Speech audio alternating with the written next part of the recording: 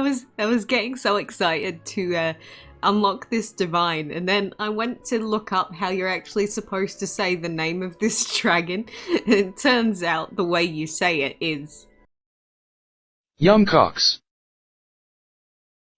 Yum Kaax. So anyway, today we're going to be unlocking Yum Kaax.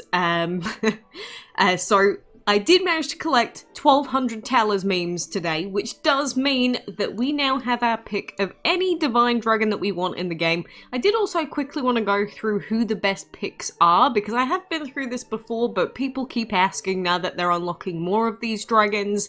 But first of all, we are going to fully unlock Yum Kaax. So there are 120 pieces for this dragon, of course, like all divines, 1200 talismans total, so we will purchase these and say hello to the first divine for us of this event. So, all things considered, Yum Kaax is actually not the best choice for people to go with, mainly because of his plant element, but he's a very cool looking dragon. Out of any of the dragons of this event, he was probably the coolest looking one. So that is why I picked him. And of course, now that we've actually spent talismans, we will be unlocking extra stuff from the milestone. So we do get some tickets, food, some extra gems, which is nice, some relics, some more tickets, and then as we spend more, we'll get some more too. But that is Yum Kaax unlocked, and the question now is, am I going to save up for Brigid, or are we just going to purchase Zeus and Heimdall? Because Zeus and Heimdall combined for me are only going to come to like 650 talismans. So we'll see. We'll see when we get there. But in the meantime, we do indeed have Mr. Yum Kaax to add to our hatchery, which I will do in a moment. So like I said, who is actually the best option for you to take as a player? Say you've just collected 1200 talismans, maybe you don't have a divine yet. So if you're someone that does not have a divine dragon yet, then realistically I think your best options out of this divine altar are going to be either Brigid or Heimdall.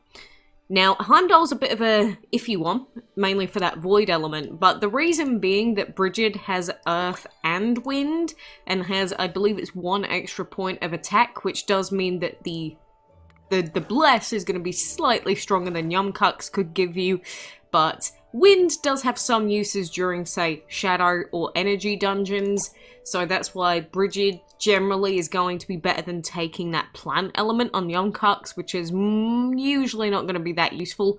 The thing is with Yum Kaax, the plant can be useful during some specific dungeon weeks to grind on weak attack quests as well, but I don't know, it's kind of iffy. I'd say on average, wind is probably slightly more useful, so that's why number 1 is probably Brigid if you need an earth shielder.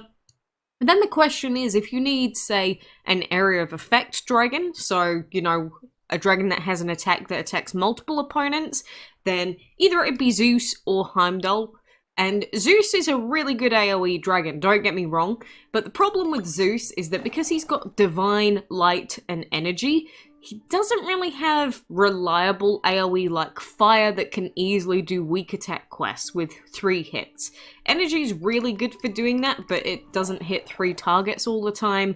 So, I don't know, Zeus is still really good. I think you could take either Zeus or Heimdall in reality, but I'm a massive fire simp when it comes to dungeon. And look at how beautiful Heimdall's egg is, by the way. So yeah, if you were going to go with an area of effect dragon for multiple hits, usually fire's the better option. So usually the best options there would be Brigid and Heimdall, but if you just prefer the design of Zeus and maybe you've already got a fire dragon, Zeus is a good option as well. But those are generally the thoughts on what you should be purchasing if you either don't have a divine, or say you just need an earth shielder. Usually the better options can be Brigid. If you just need an AoE user, fire's normally the better option. But it does depend on what you've got on your team. Try and keep as many unique elements as possible. Yada yada. You get what I mean. So that is the main stuff that I wanted to go through for now. Of course, we also have new Divine Chest Week at the moment, which does mean that The chests have swapped over from Chapter 1, so now we've got the legendary Toy Fairy, we have the Data Dragon, and we've got the rare Shadow Puff Dragon available with some different decorations. So whenever you open up these Divine chests now, they're gonna have a different selection to what they had last week.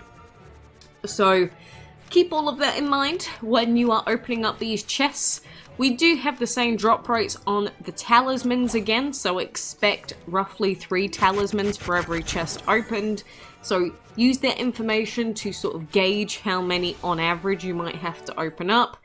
But it might take a single duplicate of this dragon actually. I don't think I had another one, so I'll take a single duplicate of most dragons in case they come out in a collection event again. But for the most part, we're just gonna start stacking again.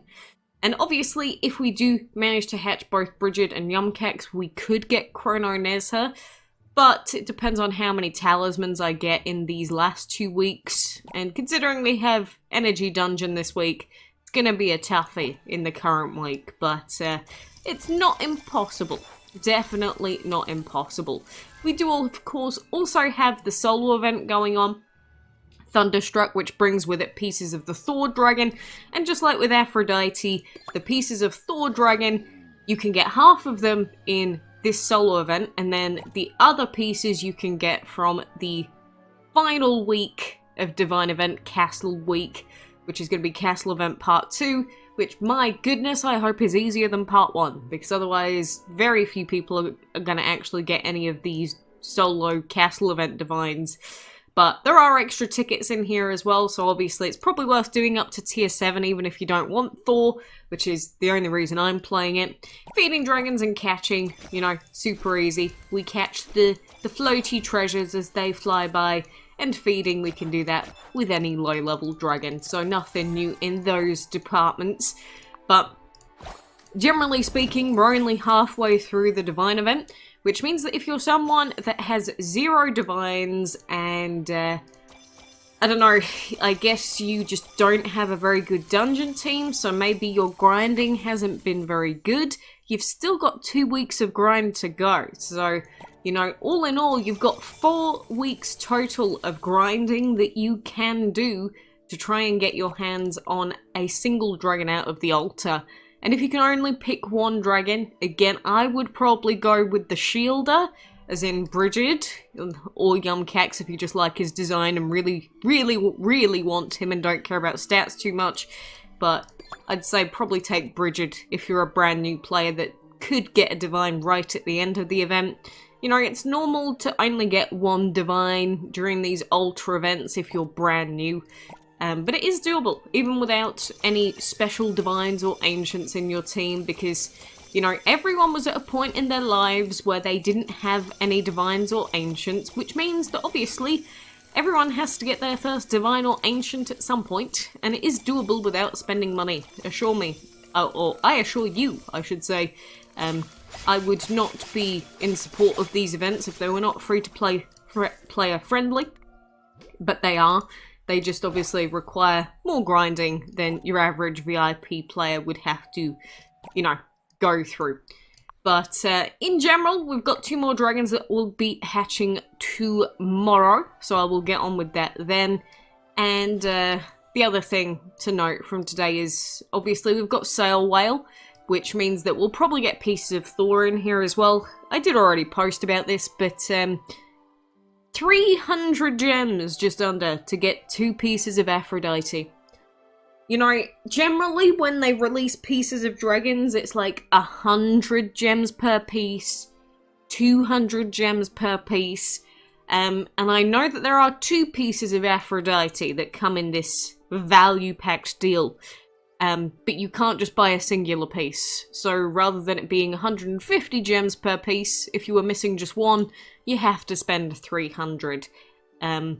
So rest in rip anyone that was just a few chests away from Aphrodite, which from what I was seeing online was actually quite a lot of players. As in, it seems they've balanced the event intentionally to be just too difficult for most people to finish, so that they feel compelled to waste their gems in this.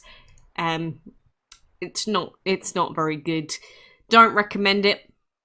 You know, it's only Aphrodite. Yeah, Aphrodite's got healing and fire, but, you know, if you'd have to buy like 6 pieces, not worth. It's not worth 900 gems, and for most people, it's not worth 600 either.